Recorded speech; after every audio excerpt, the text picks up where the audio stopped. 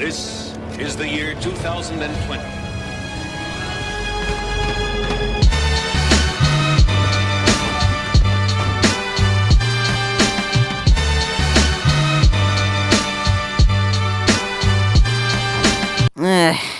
Alright, real quick, let's get it out of the way. Fuck you, it's January! Fuck you, it's jury duty. Congratulations. Congratulations! Congratulations! Congratulations! Congratulations! Congratulations. You've successfully made it through 2019 without doing your best Sayori impression. So now that it's 2020, I think it's appropriate that we look back on the year prior and reflect a little bit and think about some things that we could probably learn and take with us into 2020. So for me, the year begins in late 2017, where I made this YouTube channel, and ever since then, for the last 3 years I've been on the platform, we have amassed over 177 subscribers. Holy shit, that's a lot of people. Now, a lot of YouTubers would say, that's nothing, those are small numbers. I don't really see you guys' numbers. I see each individual subscriber as like a person who's just taking time out of their day to watch my stupid videos. And it's crazy to think that like almost 200 people are just watching me. Just watching me fuck around, and you guys leave really nice positive comments. You guys message me all the time saying how you love the videos and you can't wait for more. And you guys are always so patient with me. I have the worst upload schedule ever. I upload like once a month and then I disappear, but like every single time I come back, you guys are always happy to see me, and that's honestly one of the best feelings, and it's great. While we're still on the topic of numbers, holy shit, have you guys seen the Facebook page? It's blown up in like, as of recently, like late last year. I don't know what the fuck happened during the month of September. I don't know if one of my admins bought a boost or something like that, or one of my fucking posts just caught fire, but like, we got almost over like 3,000 followers on the Facebook page. And that's just fucking, I'm baffled by it. But I'm also thankful. Thank you, everyone who's following me on the Facebook page. I've been on Facebook for the longest, so it makes more sense that I got more people there. I would kind of like to see you guys come on over to YouTube a little bit. You know, you get to see me on other platforms. I don't know what to do. I'm just gonna be straight up honest with you, Facebook guys. You guys are the laziest sacks of shit I've ever seen. I love you, but you are fucking lazy. How do I explain this? I put out links. I put out everything. I'm like, hey, new video. Hey, here's a link to here's a link to a channel. Here's a link to my Twitter. You guys can follow me on Twitter in case anything ever happens to the Facebook page, because I get banned on Facebook a lot. All this shit. You know, just keep up with me if you guys are interested in following my stuff. And you people are just like, nah, I'm cool here, man. I'm on Facebook. This is my jam. This is my shit. Which, like, I don't know. Like guys, I'm on other platforms, and I get asked all the time by the same people, Nate, where'd you go? Where'd Nate go that one month when he was banned in October? Well, you could have followed me on Twitter. You could have seen me on another platform, but now you want to be on Facebook. I'm not trying. It sounds mean, but like, I love you guys, but you guys are sometimes, quit being fucking lazy. Other than a few ups and downs throughout my year personally, I had a pretty good year. I didn't get to do a whole lot that I intentionally wanted to do, and like, my life was just too fucking chaotic and hectic. I was dealing with family, I was dealing with health, I was just dealing with something every single day, and I just had no time to sit down in front of a camera or anything, or like even really play games that long. And it just a whole bunch of shit, like, but like, you know, that's something I intend to resolve in 2020, is to find the time to just sit down and do these more. I may have to tell some people in my life to fuck off. I'm working. But you know what? If that's what it takes, then I'm gonna start doing that. Oh yeah, speaking of big things to happen to me near the end of the year, on Christmas, I got a brand new spanking, all-in-one monitor and PC desktop. Now it's a... oh, goodness gracious. Now, it's not the best looking thing in the market. It costed about $400. I will probably never pay anything near that fucking price again anytime soon, but $400. It came with a mouse and a keyboard. Has a nice little setup. I got pictures of it. Everyone seems to like it. Can it play games? I don't know.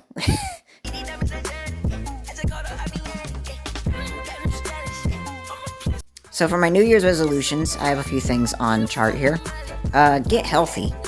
Eat more. Eat more than what I did last year.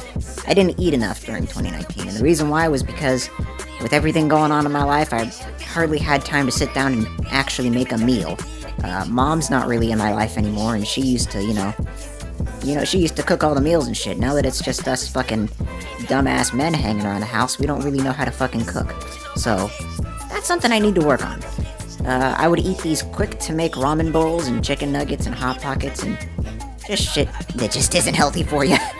And, yeah, that's what my diet consisted of for an entire year, and I can do better, honestly. Another thing I need to do is exercise more. I was exercising in late 2019. I picked up these 2 5-pound dumbbells, and I started swinging my arms with them, lifting them, doing squats with them, all this, anything you can think of, really, and, I did gain a little bit of muscle on my left arm, because, I use my right arm for jacking off, so that's kinda, I'm not even kidding, my right arm has more muscle. I have problems. I talked to a buddy about it who's exercising, and he was like, Nate, you shouldn't be lifting at all right now, you should be eating. And I'm like, really? And he's all like, you got no muscle to gain at all. You need to pack on weight force before you can pack on muscle. And I'm like, all right. So I followed his advice, and going into 2020, that's what I'm going to do. I'm going to start a healthy diet, and I'm going to start working out alongside that diet, and we'll see where it takes me. Maybe I can actually look good in those cosplays that I've been wanting to do lately, so we'll see how that goes. One thing I'm going to be working on this year in terms of myself is to be better. Be better than what you were before. That's what my mom used to tell me. If you're shit one year, try not to be shit the next year. And I've been following her advice ever since. And, let's say, for example, last year, you had a couple bouts of depression, you had a couple dark moments, maybe you got into a fight with a couple of friends, and, you had a couple of shitty moments that you regret and you're embarrassed about. Hey, don't sweat it. It's a new year. Just don't do it again. Just be better. Be less shit. So, yeah, here's to the new year, and here's to being less shit in the near future.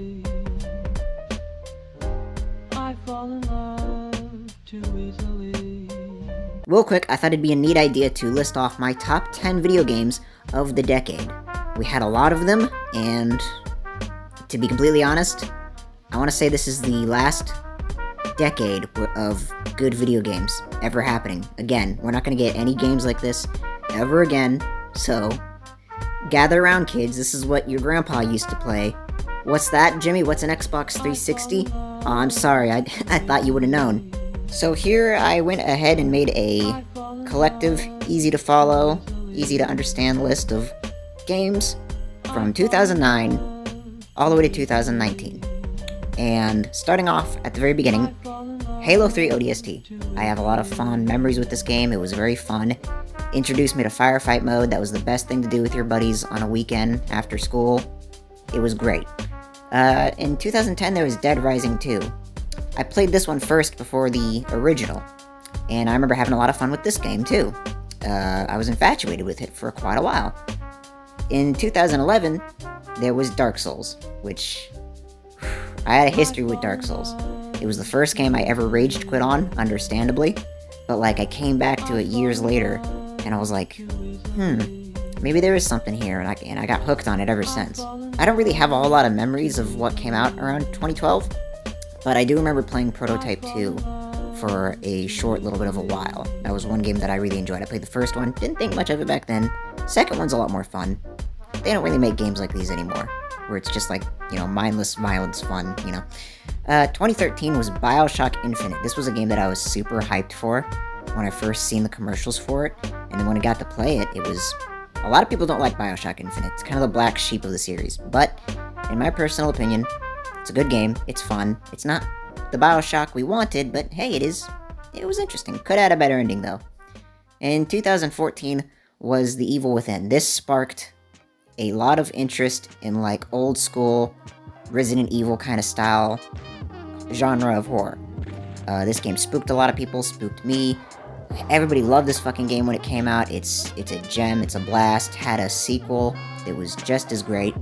And yeah, that's Evil Within's pretty good. In 2015, came out an even greater game when it came to horror, Bloodborne.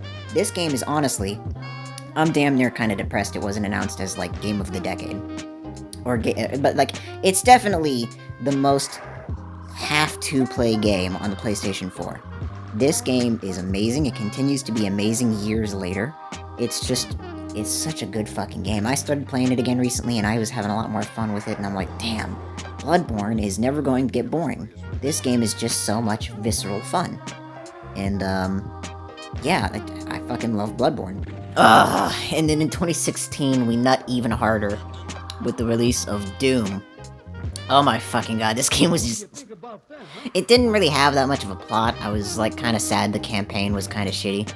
But, like, it doesn't even fucking matter. This game was just too much fun to play. You didn't give a shit about what was going on around you. You were just ripping and tearing into those demons. It's a lot of fun. If you want, like, mindless, just brutality, and just, like, it's a great stress reliever, it's just, like... It's just so much fucking fun. Play Doom. Its multiplayer was kind of shit. Its multiplayer was just Quake, and me and Cody played a little bit of it, and didn't really like it that much, but... that Doom is so much fun, and I'm looking so forward to Doom Eternal whenever that comes out. God, it's gonna be... Doom is awesome. So in 2017, we got a pleasant surprise in the form of Resident Evil 7, and it was kind of there to pick up the pieces of where PT left off, because we were all pretty sore after that fell through, and, you know, fuck Konami. And, Resident Evil 7, though, it filled the void of what could have been for a little while, and we're grateful for that.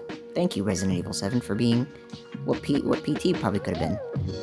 2018 gave us Monster Hunter World. Now, I swear to this is the most conflicting thing on this list.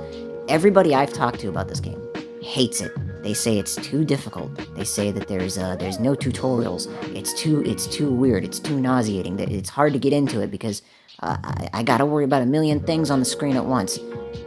It may look like that off of appearance, and it was certainly hard for me the first time I played it too, but like once you get into Monster Hunter, it's so much fun. Like, it'll take up months of your time. I remember I played this game for damn near half an entire year. I couldn't stop. Holy fuck, this game is so much fun. Like, I will agree, some of the harder... Like, I was discouraged from really going beyond doing any of, like, the harder missions or the harder monsters, because that's when it kind of got into, like, okay, this is just bullshit territory, the AI is just being fucking obnoxious. But, like, you know, the hunts are pretty fun. I wish there was more American people to play with. There's always Japanese players, but, you know, whatever, pick or choose.